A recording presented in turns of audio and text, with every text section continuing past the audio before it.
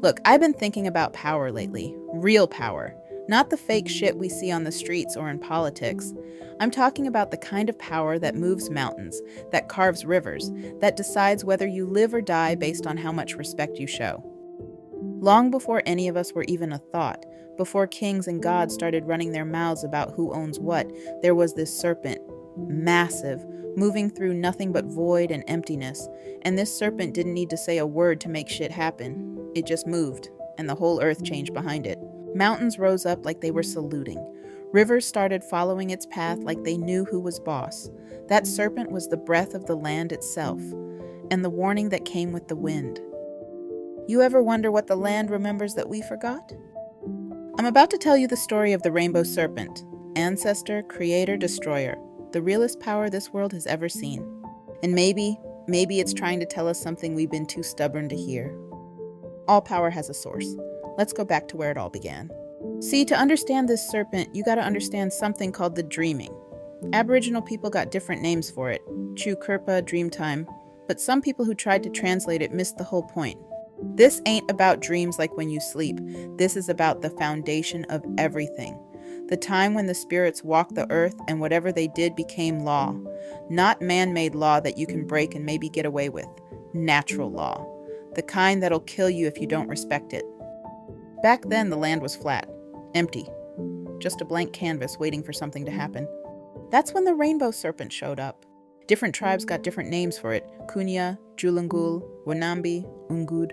Over 500 Aboriginal nations across Australia, and damn near all of them got stories about this serpent. Sometimes it's male, sometimes female, sometimes both, sometimes neither. It don't care about our little categories. It's older than gender, older than form, older than anything we think we understand. Picture this. A being so massive its body spans continents. When it moves, the earth cracks open. When it rests, valleys form where its body lay. When it gets thirsty, entire river systems get born just to satisfy it. It didn't create the world by talking, like other stories may have mentioned. It created by being, by existing so powerfully that everything else had to rearrange itself around it. The serpent came up from underground waters, from springs that Aboriginal people still consider sacred today.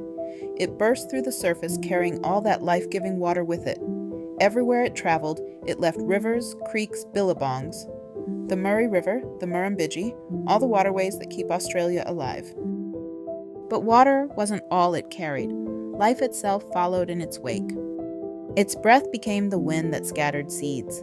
Its shed skin became the rocks that would shelter the first people. And when it finally coiled up in certain places, when it decided to rest, those spots became the dreaming places, the locations where the spirit world and the physical world touch, where ceremony happens, where the real laws get kept. Animals came out of the serpent's dreaming. Kangaroos learned to hop along the paths it carved. Crocodiles got born from its fierce protective nature. Birds learned to follow the waterways, understanding that wherever the rainbow serpent traveled, life could flourish. And then came people. Not created exactly, that's too simple. More like awakened, called up from the land itself, from the same clay and ochre the serpent had blessed. The first people didn't just inherit the land, they inherited the responsibility for it, the job of keeping the balance the serpent had created. But see, this ain't just some bedtime story passed down around a fire. This next part, Western minds never really get it. Here's where Western minds get confused. Many wants to treat the rainbow serpent like it's some primitive story, like ancient people made it up because they didn't have science yet. That's backwards thinking. To Aboriginal people, the rainbow serpent is the water cycle. It is the weather system. It is the geological forces that shape the continent. It's not representing these things, it is these things. When storm clouds roll in and lightning starts splitting the sky, that's the serpent moving between earth and heaven. When rain finally comes after a drought, that's the serpent blessing the land with life. When flash floods tear through the desert and wash away everything stupid enough to be in their path, that's the serpent's judgment. And that rainbow you see when sunlight hits rain, that's the serpent's body made visible, a bridge between worlds, a reminder that spiritual and physical are the same damn thing. Dr. Lynn Kelly studies Aboriginal knowledge systems, and she puts it like this: Indigenous science and Indigenous spirituality aren't separate, they're the same thing. The rainbow serpent carries thousands of years of careful observation about weather patterns, seasonal changes, water management, ecological balance, all wrapped up in a story that ensures the knowledge gets passed down, generation after generation, for 65,000 years. Think about that number. 65,000 years of unbroken knowledge. The pyramids are 4,500 years old. Stonehenge is 5,000. Aboriginal culture was already ancient when Europeans were still figuring out how to write. And at the heart of all that knowledge, respect for the serpent. The rainbow serpent doesn't just control water, it is water. It doesn't just bring the seasons, it is seasonal change. It doesn't just punish people who break natural law, it is natural law. Break the law and the serpent responds, not because it's mean or vindictive, because that's how systems work. Ecosystems got limits. Push too hard, take too much, and the balance tips. When that happens, the serpent rises. And when the serpent rises, people die. Walk through Australia with Aboriginal guides who know what they're looking at, and they'll show you the serpent everywhere. That water hole over there, that's where the serpent rested. That rock formation, those are the serpent's eggs turned to stone. That bend in the river, that's where the serpent turned around to look back at what it created. These occurrences aren't tourist spots, they're sacred sites, places where ceremony still happens, where law gets kept, where the contract between people and land gets renewed over and over, generation after generation. The rock art tells the story. In caves all across the continent, you'll find paintings of the rainbow serpent that are 20,000, 30,000, maybe 40,000 years old, always recognizable, always honored, the same being, painted by artists separated by thousands of miles and thousands of years, but they all knew what they were looking at. X-ray art showing the serpent's internal organs, the life-giving waters it carries inside its body. Cross-hatched scales representing different clan groups the serpent watches over. Lightning coming out of its eyes and mouth, showing its power to create and destroy. But the serpent isn't just painted on walls, it gets performed. In ceremony, dancers become the serpent. Their movements trace its path across the landscape. Their songs call its spirit into the present moment. Their bodies, painted with ochre and clay, become living maps of waterways and sacred sites. These ceremonies aren't entertainment, they're maintenance. Spiritual technology for keeping the world balanced. Because here's what other cultures don't understand. In Aboriginal worldview, the land doesn't just exist on its own. It has to be maintained, sung into being again and again. Ceremony doesn't just honor the ancestors, it keeps reality functioning. Stop the ceremony, lose the connection to country, and the system breaks down. The serpent gets restless, and when the serpent gets restless, everything else suffers. See, Western thinking wants everything in neat little boxes. Male or female, good or bad, creator or destroyer. But the rainbow serpent, it don't play by those rules. It is the rules. And sometimes, it rewrites them. The rainbow serpent don't give a damn about the boxes different culture thinking depends on. Male or female, the serpent is both, neither, beyond all that. In some stories, it gives birth, nursing the first people with life-giving waters. In others, it's the fierce protector, defending sacred sites with deadly force. Sometimes it changes from one to the other in the same damn story. Creative or destructive? Again, the serpent refuses the distinction. It creates by destroying, brings life through floods, nourishes through droughts that teach people restraint. This isn't contradiction, it's sophistication. A worldview that understands power as something that flows, changes, adapts, that recognizes gender as something way more fluid than colonial categories allow. The serpent's rainbow scales show this complexity. Each color represents a different aspect of its power. Red for the lifeblood of earth, yellow for the sun's creative force, blue for life-giving waters, green for the plants that feed everything. But rainbows only show up when light passes through water. When different elements come together, the serpent teaches that real power comes from unity, not dominance, from balance, not conquest. And that brings us to the heart of it. The rainbow serpent isn't about power over nature. It's about power as nature, power that includes instead of excludes, power that transforms instead of just destroys. Indigenous knowledge keepers say the serpent is still active today, still watching, still maintaining balance. Question is, are we listening, or are we too busy trying to control everything to hear what it's telling us? But we didn't listen, we tried to control what we should have honored, and now, the serpent's moving. 250 years ago, Europeans showed up in Australia and saw an empty continent. Terra nullius, they called it, nobody's land. They were dead wrong.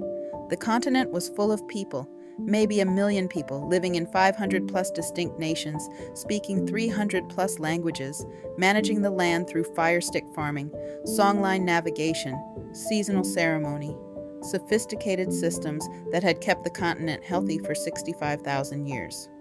But European eyes couldn't see it, couldn't recognize a civilization that didn't look like theirs, couldn't understand people who saw themselves as part of the landscape instead of masters of it. And the Rainbow Serpent started stirring. Climate scientists will tell you about Australian weather patterns, El Niño and La Niña cycles, the Indian Ocean dipole, complex systems that bring drought and flood, fire and rain. Aboriginal knowledge keepers will tell you about the serpent's moods, how it responds to disrespect, how it tests people with extremes, drought to see if they'll take only what they need, floods to see if they remember their place in the larger system. Both descriptions are true, both describe the same reality. Australia's burning more than it ever has. Floods are more devastating. Droughts last longer. The Great Barrier Reef, one of the Rainbow Serpent's greatest creations, is dying. 2019 to 2020, bushfires burned an area larger than England, killed billions of animals, destroyed thousands of homes, smoke plumes so massive they circled the globe. Aboriginal firefighters had been watching this coming for decades. They knew how to work with the serpent, how to use small, cool burns to prevent catastrophic fires, how to read what the land needed. But colonial Australia preferred technological solutions, fire suppression instead of fire management, control instead of cooperation. Now the serpent is rising, and technology alone ain't going to be enough to calm it down. But this ain't just about fires and floods. The serpent's message runs deeper than the disasters we see. It's asking a question we still haven't learned how to answer. What kind of power are we trying to hold on to? And what kind of power have we forgotten how to honor? So, what's the Rainbow Serpent trying to teach us about living in a world that's literally on fire? First lesson, there's no separation between human systems and natural systems. We're part of the web, not above it. The serpent doesn't distinguish between ecological justice and social justice. Harm one, you harm both. Second, real power is generative, not extractive. The serpent creates by flowing, by moving through the landscape and leaving life in its wake. Colonial power creates by taking, by removing resources from one place to pile them up somewhere else. One approach builds worlds, the other destroys them. Third, balance requires ceremony, not ritual for ritual's sake, but the ongoing practice of relationship, of listening, of adjusting your behavior based on feedback from the larger system. Aboriginal people have survived 65,000 years on the driest inhabited continent on Earth. They weathered ice ages, sea level changes, volcanic eruptions, colonization. Their knowledge systems are the oldest continuous scientific traditions on the planet. The Rainbow Serpent is part of that knowledge. Technology for living in relationship with forces bigger than ourselves. Right now, today, Aboriginal communities are leading fights to protect sacred sites from mining companies, restoring traditional burning practices, reviving languages that carry irreplaceable ecological knowledge. They're not just preserving culture, they're preserving the instruction manual for how to live on this planet. Because the Rainbow Serpent isn't just an Australian story, it's a template, a way of understanding the living systems that keep all life on Earth going. Every culture used to have stories about the sacred relationship between water, land, and people. Aztec Quetzalcoatl, Hindu Nagas guarding sacred waters, Chinese dragon kings controlling rivers and rain. All around the world, people once knew that water isn't a resource to exploit, it's a relative to honor. The serpent is trying to teach us. Question is whether we'll learn before it's too late. Maybe we've heard the lessons, maybe we've even nodded along, but the Rainbow Serpent isn't interested in empty acknowledgement. It's watching what we do next. Because there's one more thing you need to understand. In Aboriginal law, every person has a totem animal, a spiritual connection to a particular species that shapes your identity and responsibilities. What if our totem was the Rainbow Serpent itself? What if we understood ourselves as part of its body, cells in the larger organism of Earth's water systems? What if we saw floods not as disasters to prevent, but as the serpent reclaiming its paths, droughts not as emergencies to solve, but as the serpent testing our wisdom? What if we understood that the serpent doesn't want to destroy us? It wants to teach us how to live. The rock art is still there. Sacred sites are still active. Knowledge keepers are still singing the songs that maintain the world. The Rainbow Serpent is still moving through the landscape, carving new paths, testing new balances. Creation is a cycle. Destruction is a doorway. So here's the question I'm leaving you with. Are we building a world the rainbow serpent would let live, or one it would wash away? When the land gets hurt, the serpent stirs. When the serpent stirs, the world changes. The choice is ours, partner or prey. The rainbow serpent is waiting for our answer, and from what I can see, it's getting tired of waiting. Look, if mythology is just memory wrapped up in story, then what else have we forgotten? What other warnings are written in the world's oldest songs? This is the kind of knowledge we dig into, the stories that shaped the world, and the wisdom we're going to need to survive what's coming, because some knowledge is too important to lose, and some serpents are too powerful to ignore.